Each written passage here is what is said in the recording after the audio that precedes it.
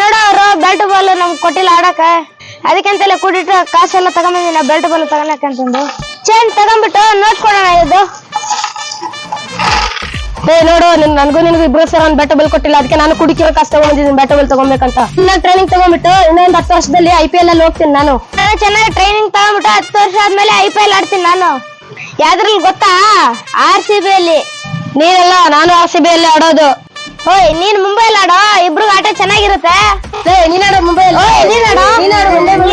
ನೀನಾಡೋಗ ಲೆಕ್ಕ ಹಾಕೋದು. ಏನೋ ಇವಾಗ ಹೆಂಗ್ ಬಗ್ಸ್ಬಿಟ್ಟೆ, ನಿಂದೆಷ್ಟು ನಂದೆಷ್ಟು?